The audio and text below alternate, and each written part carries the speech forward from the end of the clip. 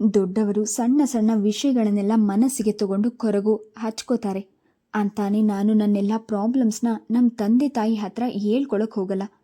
ಈಗ ನಮ್ಮಿಬ್ಬರ ವಿಷಯಕ್ಕೆ ಅವರ ಮನಸ್ಸಿನಲ್ಲಿ ಆತಂಕ ಕಾಡ್ತಾ ಇರುತ್ತೆ. ನಮ್ಮ ವೈಯಕ್ತಿಕ ಜೀವನ ನಮ್ಮಲ್ಲೇ ಸರಿಪಡಿಸ್ಕೋಬೇಕು. ಭರತ್ ಹೇಳಿದ ಮಾತು ಅವಳಿಗೂ ನಿಜ ಎನಿಸಿತು. ಅವನು ತನ್ನ ಆಸೆಗಳನ್ನು ಬದಿಗೊತ್ತಿ ನಿರಾಶೆಯನ್ನು ಒಳಗೆ ಅದುಮಿಕೊಂಡು ತಂದೆ ತಾಯಿಯ ಎದುರಿಗೆ ತನ್ನೊಡನೆ ಎಷ್ಟು ಸಹಜವಾಗಿ ವರ್ತಿಸ್ತಾನೆ ಎಂದು ಅವಳಿಗೆ ಆಶ್ಚರ್ಯವಾಗ್ತಿತ್ತು. ದಿನ ದಿನಕ್ಕೆ ತನಗೆ ಅವನ ಬಗ್ಗೆ ಪ್ರೀತಿ ವಿಶ್ವಾಸ ಬೆಳೆಯುತ್ತಿರೋದಂತೂ ಸತ್ಯ. ಆದರೂ ತಾನ್ಯಾಕೆ ಹಿಂಜರಿತಾ ಇದ್ದೀನಿ? ಭರತ್ ತನ್ನವನು, ತಾನು ಅವನ ಹೆಂಡತಿ, ಅವನನ್ನು ಸುಖವಾಗಿ ಇಡೋದು ನನ್ನ ಕರ್ತವ್ಯ. ಅದರಿಂದ ತಾನು ವಿಮುಖಳಾಗೋದು ತಪ್ಪು ಎಂದು ದೃಢ ನಿಶ್ಚಯ ಮಾಡಿಕೊಂಡ್ಳು. ರಾತ್ರಿ ಭರತ್ ತಾನು ಪ್ಯಾಕ್ ಮಾಡಿಕೊಳ್ಳುತ್ತಿದ್ದ ವಸ್ತುಗಳನ್ನು ಪರಿಶೀಲಿಸಿದಾಗ ಅಭಿರಾಮಿ ಒಳಗೆ ಬಂದ್ಲು. ಭರತ್ ಪ್ಯಾಕಿಂಗ್ ಮುಗಿತು. ಭರತ್ ಲಗೇಜ್ಗೆ ಬೀಗ ಹಾಕಿ ಎದ್ದು ನಿಂತ. ನಾಳೆ ಹೊರಡುವಾಗ ನನ್ನ ಲ್ಯಾಪ್ಟಾಪ್ ಹ್ಯಾಂಡ್ ಲಗೇಜ್ನಲ್ಲಿ ಇಡೋದು ಜ್ಞಾಪಿಸ್ಬಿಡು ಅಭಿ. ಏನು ಮಾತನಾಡದೆ ತಲೆ ತಗ್ಗಿಸಿಕೊಂಡು ನಿಂತಿದ್ದ ಅವಳನ್ನು ಕಂಡು ಅವನಿಗೆ ನಗು ಬಂತು. ಪನಿಷ್ಮೆಂಟ್ ತಗೊಂಡಿರೋ ಸ್ಟೂಡೆಂಟ್ ತರಹ ನನ್ನ ಮುಂದೆ ನಿಂತಿದ್ಯಾ? ಅವಳು ಆಗಲೂ ಮೌನ ವಹಿಸಿದ್ಲು. ಹೋಗ್ಲಿ, ನಿನ್ಗೇನು ತಂದ್ಕೊಡ್ಲಿ? ಅವನು ಕೇಳಿದೊಡನೆ ಅವಳು ತಲೆ ಎತ್ತಿ, ಏನೂ ಬೇಡ, ನೀವು ಸೇಫಾಗಿ ಹಿಂದಿರುಗಿದ್ರೆ ಸಾಕು ಎಂದಾಗ ಭರತ್ ಗಟ್ಟಿಯಾಗಿ ನಗ್ಬಿಟ್ಟ. ನಿನ್ನಂಥ ಹೆಂಡತಿ ಇದ್ರೆ ಬೇಕಾದಷ್ಟು ದುಡ್ಡು ಸೇವ್ ಮಾಡಿಬಿಡ್ಬೋದು. ಗಂಡ ಫಾರಿನ್ಗೆ ಹೋಗ್ತಿದ್ದಾನೆ ಅಂದರೆ ದೊಡ್ಡ ಲೀಸ್ಟ್ ಕೊಡೋ ಹೆಂಡತಿಯರು ಇರ್ತಾರೆ. ಅಂಥದ್ರಲ್ಲಿ ನಾನೇನೇ ತರ್ತೀನಿ ಅಂದರೂ ಏನೂ ಬೇಡ ಅಂತಿದ್ಯಲ್ಲ. ಆದರೆ ಅಭಿರಾಮಿ ನಗಲಿಲ್ಲ. ಗಂಭೀರವಾದ ಧ್ವನಿಯಲ್ಲಿ, ಮದುವೆಯಾದಾಗಲಿಂದ ನಾನು ನಿಮ್ಗೇನು ಸಂತೋಷ ಕೊಟ್ಟಿಲ್ಲ. ಬರೀ ಹೆಸರಿಗೆ ಹೆಂಡತಿ ಅನ್ನೋ ಅಧಿಕಾರದಿಂದ ನಿಮ್ಮ ಹತ್ರ ಏನಾದರೂ ಕೇಳಿ ಪಡೆಯೋದು ತೀರಾ ಹೀನಾಯ ಅನಿಸುತ್ತೆ. ನೀವು ನನ್ನ ಮೇಲೆ ಇಟ್ಟಿರೋ ಅಗಾಧವಾದ ಪ್ರೀತಿ ನನ್ನನ್ನು ಕಟ್ಟಿ ಹಾಕಿಬಿಟ್ಟಿದೆ ಭರತ್. ಆ ಪ್ರೀತಿಗೆ ಪ್ರತಿಫಲ ಕೊಡದೆ ನನ್ನ ಮನಸ್ಸಿಗೆ ಸಮಾಧಾನ ಆಗ್ತಾ ಇಲ್ಲ ಎನ್ನುವಷ್ಟರಲ್ಲಿ ಅವಳ ಹಣೆಯ ಮೇಲೆ ಮುತ್ತಿನ ಮಣಿಯಂತೆ ಬೆವರಿನ ಸಾಲು ಮೂಡಿತು. ಭಾವೋದ್ವೇಗದಿಂದ ಕಂಪಿಸುತ್ತಿದ್ದ ಅವಳ ತುಟಿಗಳನ್ನೇ ನೋಡುತ್ತಾ ಭರತ್ ಸೊಟ್ಟಗೆ ನಕ್ಕು, ಐ ಸಿ, ಸೊ ನನಗೇನೋ ಪ್ರತಿಫಲ ಕೊಡಬೇಕು ಅಂತ ಮನಸ್ಸು ಮಾಡಿದೀಯಾ ಎಂದಾಗ ಅಭಿರಾಮಿ ತಡವರಿಸಿದ್ಲು. ನಂತರ ಧೈರ್ಯ ತಂದ್ಕೊಂಡು ಈ ರಾತ್ರಿ ಎಂದು ಮಾತು ನಿಲ್ಲಿಸಿದಾಗ ಅವನು ಅವಳ ಕಡೆ ಹರಿತ ನೋಟ ಬೀರಿದ. ಹೇಳು, ಪರವಾಗಿಲ್ಲ. ಈ ರಾತ್ರಿ ನಾನು ನಿಮ್ಮವಳಾಗೋಕ್ಕೆ ಸಿದ್ಧ ಎನ್ನುತ್ತಾ ತಕ್ಷಣ ಮುಖ ಮುಚ್ಚಿಕೊಂಡ್ಳು. ಅದು ನಾಚಿಕೆಯ ಸಂಕೇತವೋ ಅಥವಾ ಭಾವನೆಗಳನ್ನು ಮುಚ್ಚಿಟ್ಟುಕೊಳ್ಳುವ ತಂತ್ರವೋ ಅವನಿಗೆ ಅರಿವಾಗಲಿಲ್ಲ. ಇನ್ನೊಂದು ಕ್ಷಣದಲ್ಲಿ ಅವನು ಬಾಹುಗಳು ತನ್ನನ್ನು ಸುತ್ತುವರಿಯಬಹುದೆಂಬ ನಿರೀಕ್ಷೆಯಿಂದ ಅಭಿರಾಮಿ ಅವನಿಗೆ ಬೆನ್ ಮಾಡಿ ಹಾಗೆಯೇ ನಿಂತಿದ್ಲು. ಓಹೋ, ಬಹಳ ದೊಡ್ಡ ಕೃಪೆ ತೋರಿಸ್ತಾ ಇರೋ ಹಾಗಿದೆ. ಅವನ ದನಿಯಲ್ಲಿದ್ದ ವ್ಯಂಗ್ಯ ಕಂಡು ತಕ್ಷಣ ಅವಳ ಮುಖದಿಂದ ಕೈ ತೆಗೆದು ಅವನತ್ತ ಆಶ್ಚರ್ಯದಿಂದ ನೋಡಿದ್ಲು. ಭರತ್ ಮಂಚದ ಕಟ್ಟೆಗೆ ಹೊರಗೆ ಕೈ ಕಟ್ಟಿ ನಿಂತಿದ್ದ. ಅವನ ಕಣ್ಗಳ ತೀಕ್ಷ್ಣತೆಯಲ್ಲಿ ಆಕ್ರೋಶ ಇಣುಕುತ್ತಿತ್ತು. ಏನು ಅನ್ಕೊಂಡಿದ್ಯಾ ನನ್ನನ್ನು? ಹೆಂಡತಿ ಜೊತೆ ಬಿಸ್ನೆಸ್ ಮಾಡ್ತಿದ್ದೀನಿ ಅಂತಾನ? ನಾನು ನಿನಗೇನಾದರೂ ಪ್ರೀತಿಯಿಂದ ತಂದ್ಕೊಡೋಕ್ಕೆ ಪ್ರತಿಯಾಗಿ ನೀನು ನನಗೆ ಸುಖ ಕೊಡಬೇಕಾ? ಯಾಕೆ ಈ ಸುಖ? ದುಡ್ಡು ಕೊಟ್ಟು ಹೊರಗಡೆ ಕೊಂಡ್ಕೊಳ್ಳೋಕ್ಕಾಗಲ್ವ ನನಗೆ? ನಿನ್ನಿಂದ ಬಲವಂತವಾಗಿ ಅದನ್ನು ಪಡಿಬೇಕಾ? ಅವನ ಕಠೋರ ನುಡಿಗಳಿಗೆ ಅವಳು ತತ್ತರಿಸಿ ಹೋದ್ಲು. ಅವಳು ಬೆಚ್ಚಿ ಅವನತ್ತ ನೋಡಿದಾಗ ಅವನು ಅವಳ ಬಳಿ ಬಂದು ಅವಳ ಭುಜಗಳನ್ನು ಬಿಗಿಯಾಗಿ ಹಿಡ್ಕೊಂಡು ಅವನ ಬಿಸಿ ಉಸಿರು ಅವಳ ಕೆನ್ನೆಗಳನ್ನು ಸ್ಪರ್ಶಿಸಿದಾಗ ಅವನಿಗೆ ಬಹಳ ಕೋಪವೇ ಬಂದಿರಬೇಕೆಂದು ಅವಳಿಗೆ ಅರಿವಾಯಿತು. ಪ್ರೀತಿ ಇಲ್ಲದ ಸಂಬಂಧಕ್ಕೂ ವ್ಯಭಿಚಾರಕ್ಕೂ ಯಾವ ವ್ಯತ್ಯಾಸವೂ ಇಲ್ಲ ಅಭಿ. ನನ್ನ ಹೆಂಡತಿ ಜೊತೆ ವ್ಯಭಿಚಾರ ಮಾಡೋಕ್ಕೆ ನನಗಿಷ್ಟವಿಲ್ಲ. ಅವನ ಮಾತು ಕೂರಲವಾಗಿ ನಂತಿತ್ತು. ನನಗೆ ಪ್ರೀತಿ ಇದೆ. ಪ್ರೀತಿ ವಿಷಯದಲ್ಲಿ ನಾನೆಂದೂ ನಿಮಗೆ ದ್ರೋಹ ಬಗೆಯುವವಳಲ್ಲ ಭರತ್. ಅವಳ ಹೃದಯ ಗೋಗರಿಯುತ್ತಿತ್ತು. ಆದರೆ ಅದನ್ನು ನಾಲಿಗೆಯಿಂದ ಹೊರಡಿಸಲು ಸಾಧ್ಯವಾಗಲಿಲ್ಲ. ಭರತ್ ಮತ್ತೆ ಅವಳ ಜೊತೆ ಮಾತು ಬೆಳೆಸದೆ, ನಾಳೆ ನನಗೆ ತುಂಬ ಕೆಲಸ ಇದೆ, ಅದಕ್ಕೆ ಬೇಗ ಹೇಳಬೇಕು, ಗುಡ್ ನೈಟ್ ಎಂದು ಮುಸುಕು ಬೀರಿ ಮಲಗಿಬಿಟ್ಟ. ಎಷ್ಟೋ ಹೊತ್ತು ಅಭಿರಾಮಿ ಯೋಚಿಸುತ್ತಾ ನಿಂತಿದ್ರೂ ತಾನಾಗಿ ಎದ್ದು ಬಂದು ಅವನು ಸಮಾಧಾನ ಹೇಳಲಿಲ್ಲ. ಭರತ್ ಬಾರ್ಲಿಗೆ ಹೋದ ಮೇಲೆ 1-2 ದಿನಗಳು ಅಭಿರಾಮಿ ಪೆಚ್ಚಾಗಿ ಬಿಟ್ಟಿದ್ಲು. ಹೊರಡುವಾಗಲೂ ಅವನು ತನ್ನೊಡನೆ ರಾಜಿಯಾಗದೆ ಹೋಗಿದ್ದು ಅವಳಿಗೆ ತಳಮಳವನ್ನುಂಟು ಮಾಡಿತು.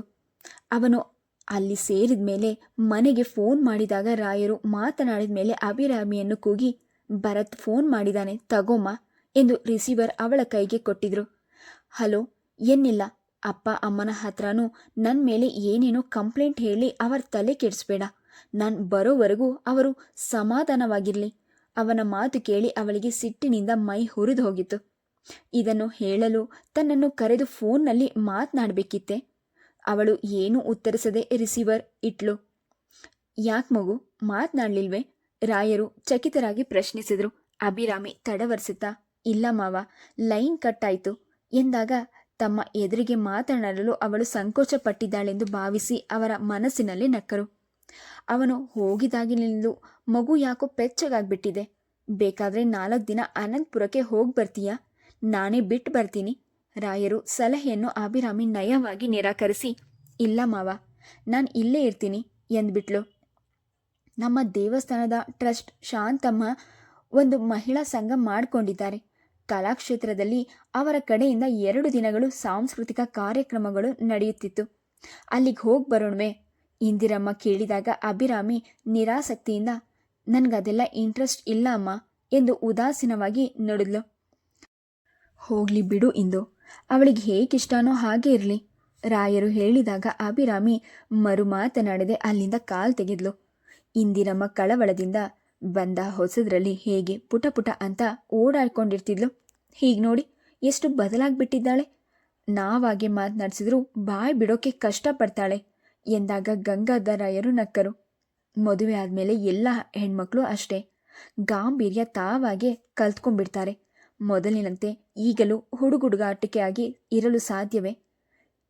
ಇಲ್ಲ ರೀ, ನೀವು ಗಂಡಸರು, ಇದೆಲ್ಲ ಸೂಕ್ಷ್ಮ ಗೊತ್ತಾಗಲ್ಲ ನಿಮಗೆ. ಈ ನಡುವೆ ನಮ್ಮ ಭರತ್ ಕೂಡ ತೀರ ಗಂಭೀರ ಆಗ್ಬಿಟ್ಟಿದ್ದಾನೆ.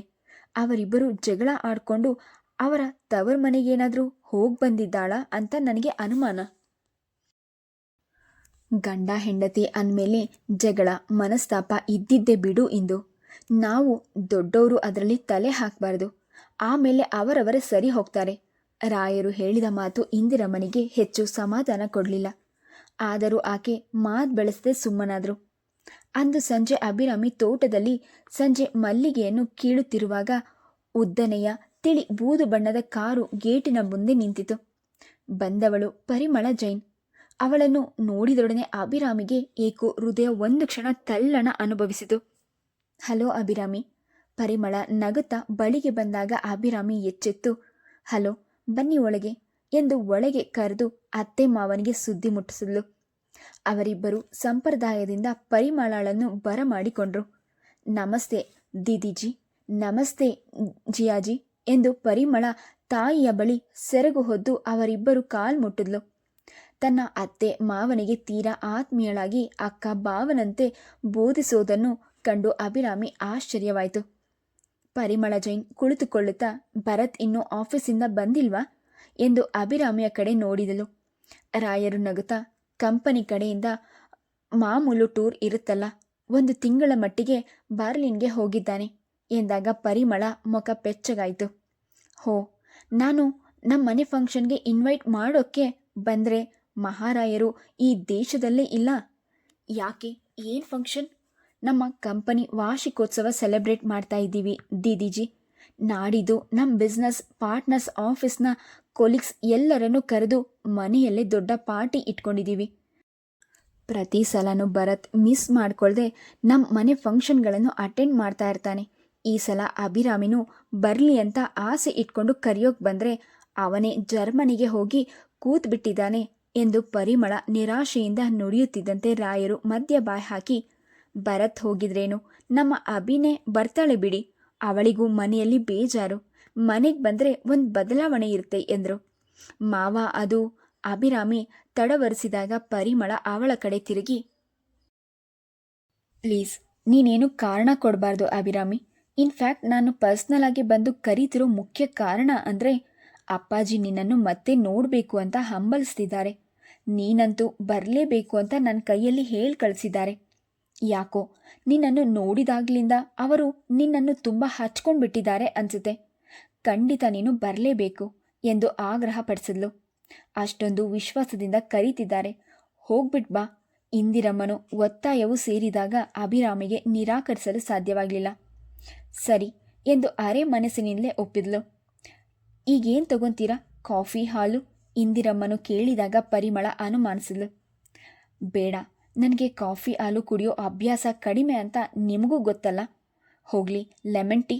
ಅಭಿರಾಮಿ ಇದ್ದಕ್ಕಿದ್ದಂತೆ ಪ್ರಶ್ನಿಸಿದಾಗ ಪರಿಮಳ ತಟ್ಟನೆ ಅವಳತ್ತ ನೋಡಿದ್ಲು. ತನ್ನ ಅಭಿರುಚಿ ಈ ಹುಡುಗಿಗೆ ತಿಳಿದಿದ್ದಾದರೂ ಹೇಗೆ ಎಂಬ ಆಶ್ಚರ್ಯ ಅವಳ ನೋಟದಲ್ಲಿ ಇಣುಕಿತು. Lemon tea, I don't mind. ಅಂದರೆ ನಿನಗೆ ಹೇಗೆ? ಅವಳು ಕೇಳುವಷ್ಟರಲ್ಲಿ ಅಭಿರಾಮಿ ಒಳಗೆ ಹೋದ್ಲು. ರಾಯರು, ಇಂದಿರಮ್ಮನು ಇಬ್ಬರು ಮುಖದಲ್ಲೂ ನಗು ಅರಳಿತು. ಸೊಸೆ ಬಂದಮೇಲೆ ನನ್ನ ಹೆಂಡತಿ ಪೂರ್ತಿ ರಿಟೈರ್ಡ್ ಆಗಿಬಿಟ್ಟಿದ್ದಾಳೆ.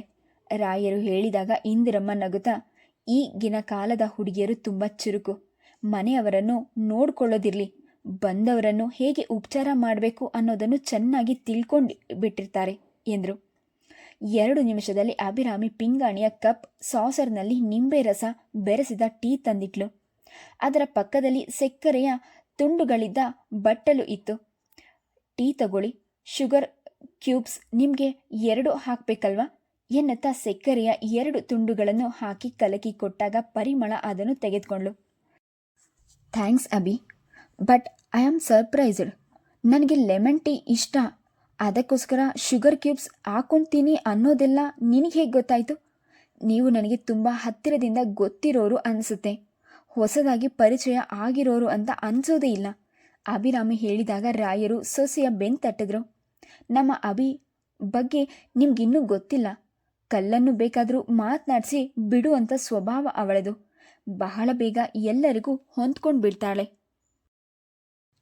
ಪರಿಮಳ ನಕ್ಕು ಟೀ ಕುಡಿದು ಎದ್ಲು. ಅದಕ್ಕೆ ಅಂತ ಕಾಣಿಸುತ್ತೆ ಯಾರನ್ನು ಹಚ್ಕೊಳ್ದೆ ಇರೋ ನಮ್ಮ ಅಪ್ಪಾಜಿ ಕೂಡ ಅಭಿರಾಮಿ ಬಗ್ಗೆ ಅಫೆಕ್ಷನ್ ತೋರಿಸ್ತಾ ಇರೋದು. ನೀ ಖಂಡಿತ ಪಾರ್ಟಿ ಮಿಸ್ ಮಾಡಬಾರ್ದು ಅಭಿರಾಮಿ. ನಾಡಿದ್ದು ಸಂಜೆ 6 ಗಂಟೆಗೆ ಬೇಕಾದರೆ ನಾನು ಕಾರ್ ಕಳಗಿಸ್ತೀನಿ. ರಾಯರು ನಯವಾಗಿ ನಿರಾಕರಿಸಿ, ನಾನೇ ಕಾರ್ನಲ್ಲಿ ಕರ್ಕೊಬಂದು ಬಿಟ್ಟು ಹೋಗ್ತೀನಿ, ಪರವಾಗಿಲ್ಲ. ಕಾರ್ ಕಳಿಸೋ ತೊಂದರೆ ಏನು ತಗೊಂಬೇಡಿ ಎಂದರು. ಪರಿಮಳ ಅನ್ನೋ ಬೀಳ್ಕೊಟ್ಟು ಒಳಗೆ ಬಂದಾಗ ಅಭಿರಾಮಿ ಆಶ್ಚರ್ಯದಿಂದ ಅತ್ತೆ ಮಾವನತ್ತ ನೋಡಿದ್ಲು. ನೀವಿಬ್ಬರು ಪಾರ್ಟಿಗೆ ಬರಲ್ವಾ? ಇಲ್ಲಮ್ಮ, ನನಗೆ ನಿಮ್ಮತ್ತೆಗೆ ಅಲ್ಲಿ ವಾತಾವರಣ, ಊಟ ತಿಂಡಿ ಸರಿ ಹೋಗಲ್ಲ.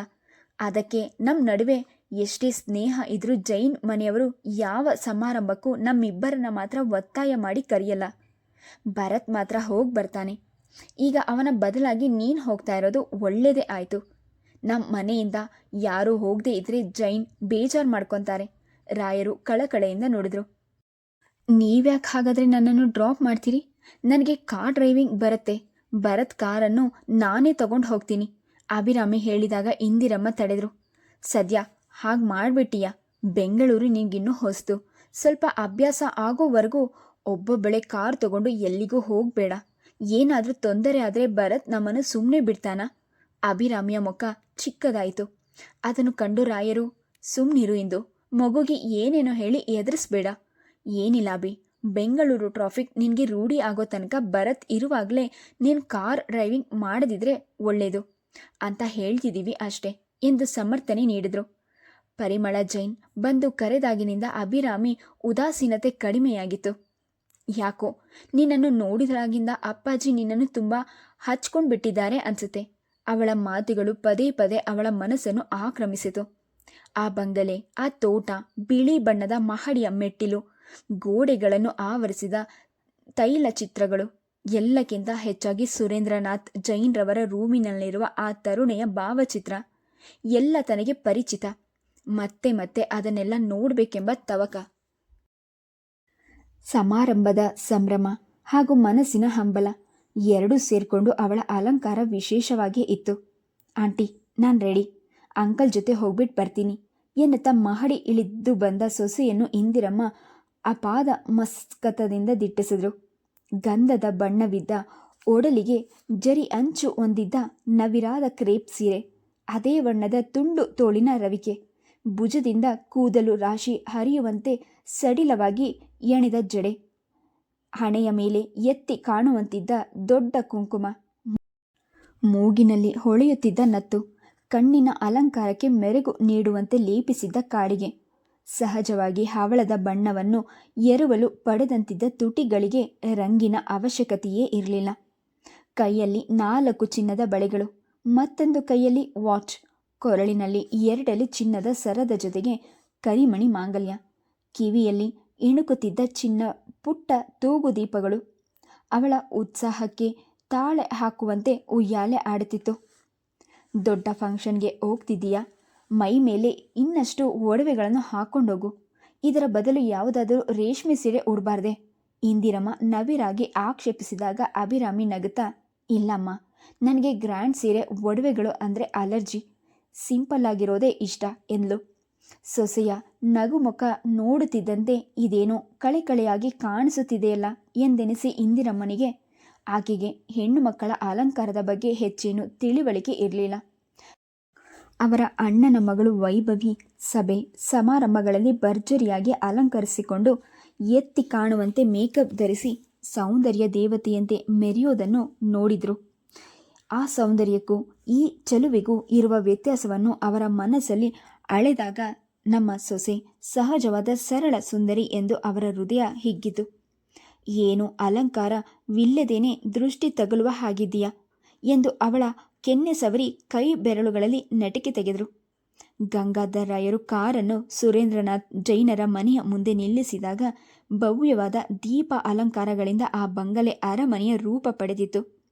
ಆಗಲೇ 100 ಕಾರ್ಗಳು ಮನೆಯ ಆವರಣದೊಳಗೆ ಮನೆಯ ಮುಂದೆ ರಸ್ತೆಗಳಲ್ಲಿ ನಿಂತಿದ್ದವು. ಆ ಆಡಂಬರ ವೈಭವ ಕಂಡು ಅಭಿರಾಮಿ ತಬ್ಬಿಬ್ಬಾಗುತ್ತಾಳೆಂದು ರಾಯರು ಭಾವಿಸಿದ್ದು ಸುಳ್ಳಾಯಿತು. ಅವಳ ಮಂತ್ರ ಮಗ್ದಳಾದಂತೆ ಕಾರಿನ ಬಾಗಿಲು ತೆಗೆದು ಇಳಿದುಕೊಂಡು ಅವರತ್ತ ತಿರುಗಿ ನೋಡದೆ ನೇರವಾಗಿ ಬಂಗಲೆ ಗೇಟಿನತ್ತ ಹೆಜ್ಜೆ ಹಾಕಿದಾಗ ರಾಯರಿಗೆ ತಬ್ಬಿಬ್ಬಾಗುವಂತಾಯಿತು. ಅಭಿರಾಮಿ ಎಂದು 2 ಬಾರಿ ದನಿ ಏರಿಸಿ ಕೂಗಿದಾಗ ಅವಳು ನಿಧಾನವಾಗಿ ತಿರುಗಿದ್ಲು. ಆ ನೋಟದಲ್ಲಿ ಎಂದಿನಂತೆ ಗೌರವ ಭಾವದ ಆತ್ಮೀಯತೆ ಇರಲಿಲ್ಲ. ತನ್ನನ್ನು ತಡೆದು ನಿಲ್ಲಿಸುತ್ತಿದ್ದಾರೆಂಬ ನವಿರಾದ ಮುನುಸು ಇಣುಕುತ್ತಿತ್ತು. ಒಬ್ಬಳೇ ಹೋಗ್ತೀಯೇನಮ್ಮ? ಇಲ್ದಿದ್ರೆ ಪರಿಮಳ ಜೈನ್ ಅವರ ಹತ್ರ ನಾನೇ ಕರ್ಕೊಂಡು ಹೋಗಿ ನಿನ್ನನ್ನು ಬಿಟ್ಟು ಆಮೇಲೆ ಮನೆಗೆ ಹೋಗ್ತೀನಿ ರಾಯರು ಹೇಳಿದಾಗ ಅವಳು ಮೊಟಕಾಗಿ, ಇಲ್ಲ, ನೀವು ಮನೆಗೆ ಹೋಗಿ, ನಾನು ಒಳಗಡೆ ಹೋಗ್ತೀನಿ ಎಂದು ಅವಳೇ ಗೇಟಿನ ಒಳಗೆ ನಡೆದ್ಲು. ಅರೆ ಕ್ಷಣ ದಿಗ್ಭ್ರಾಂತರಾದರು ರಾಯರು. ಮೊದಲನೆಯದಾಗಿ ಅಭಿರಾಮಿ ಅವರ ಬಳಿ ಇಷ್ಟು ನಿರ್ಭಾವಕಳಾಗಿ ಎಂದು ಮಾತನಾಡಿದವಳಲ್ಲ. ಇದ್ದಕ್ಕಿದ್ದಂತೆ ಹೆಚ್ಚಾಗಿ ಜೈನ್ರವರ ಬಂಗಲೆಗೆ ಅವಳು ಹೊಸಬಳಾದರೂ ಯಾವ ಸಂಕೋಚವೂ ಇಲ್ಲದೆ ಒಬ್ಬಳೇ ಒಳಗೆ ಹೋಗಿದ್ದು ಅವರಿಗೆ ಆಶ್ಚರ್ಯವನ್ನು ಉಂಟು ಮಾಡಿತು. ಸರಿ, ಈಗಿನ ಕಾಲದ ಹುಡುಗರು ಬಹಳ ಬೇಗ ಸನ್ನಿವೇಶಕ್ಕೆ ಹೊಂದಿಕೊಳ್ಳಲು ಚುರುಕುತನವಿರುತ್ತದೆ. ಪ್ರತಿಯೊಂದು ವಿಷಯಕ್ಕೂ ಹಿರಿಯರು ಪ್ರವೇಶ ಮಾಡೋದು ಅವರಿಗೆ ಅಸಹನೀಯವೆನಿಸಬಹುದು ಎಂದು ತಮಗೆ ತಾವೇ ಸಮಾಧಾನ ಮಾಡಿಕೊಂಡು ಕಾರನ್ನು ಮನೆ ಕಡೆ ಹಿಂದಿರುಗಿಸಿದ್ರು. ಅಭಿರಾಮಿ ಮನೆಯ ಆವರಣವನ್ನು ಪ್ರವೇಶಿಸುತ್ತಿದ್ದಂತೆ ಸಹಜ ಆಕರ್ಷಣೆ ಬೀರುವ ಅವಳ ಸೌಂದರ್ಯ ಹಲವಾರು ಪ್ರಶ್ನಾರ್ಥಕ ದೃಷ್ಟಿಗಳನ್ನು ಎದುರಿಸುತ್ತಾ ಅವಳನ್ನು ಮೊದಲು ಕಂಡವಳು Parimala Jain. Oh Abhirami, welcome, so nice to see you ಎಂದು ಅವಳ ಬಳಿ ಆತ್ಮೀಯತೆಯಿಂದ ಅವಳ ಕೈಯನ್ನು ಹಿಡಿದು ಅವಳ ಭುಜವನ್ನು ಹಗುರವಾಗಿ ತಪ್ಪಿಕೊಂಡ್ಳು. ಅಪ್ಪಾಜಿ ನಿನ್ನನ್ನು ತುಂಬ ಕೇಳ್ತಾ ಇದ್ರು, ಬಾ ಒಳಗೆ ಎಂದು ಅವಳನ್ನು ಒಳಗೆ ಕರೆದೊಯ್ದ್ಲು. ಅವತ್ತು ನೋಡಿದ್ದಕ್ಕೂ ಇವತ್ತು ನೋಡುತ್ತಿರುವುದಕ್ಕೂ ಎಷ್ಟು ವ್ಯತ್ಯಾಸ ಎಂದು ಅಭಿರಾಮಿಗೆ ಆಶ್ಚರ್ಯವಾಯಿತು. ವಿಶಾಲವಾದ ಹಜಾರದಲ್ಲಿನ ಜನ ಗುಂಪು ಗುಂಪಾಗಿ ನಿಂತು ನಗು ನಗುತ್ತಾ ಮಾತನಾಡ್ತಿದ್ರು. ಅಗಲವಾದ ಶಾಂಡಲಿಯರ್ ಗುಂಚಲುಗಳಲ್ಲಿ ವಿವಿಧ ವರ್ಣಗಳು ಬಣ್ಣವನ್ನು ಚೆಲ್ಲುತ್ತಾ ವಾತಾವರಣಕ್ಕೆ ವಿಶೇಷ ರಂಗನ್ನು ನೀಡುತ್ತಿತ್ತು. ಅಪ್ಪಾಜಿ ಮಹಡಿ ಮೇಲಿದ್ದಾರೆ ಎನ್ನುತ್ತಾ ಪರಿಮಳ ಅಭಿರಾಮಿಯ ತೋಳು ಹಿಡಿದು ಮಹಡಿಯನ್ನು ಏರಿದ್ಲು. ಶ್ವೇತ ವರ್ಣದ ಒಂದೊಂದು ಮೆಟ್ಟಿಲು ಇಕ್ಕೆಲದಲ್ಲೂ ಬಣ್ಣ ಬಣ್ಣದ ಹೂವಿನ ಕುಂಡಗಳು. ಮಹಡಿ ಮೇಲಿನ ಅಜಾರವಂತೂ ಹದಿಹರೆಯದವರಿಂದ ತುಂಬಿ ಹೋಗಿತ್ತು. Please subscribe the channel, like and share. Thank you.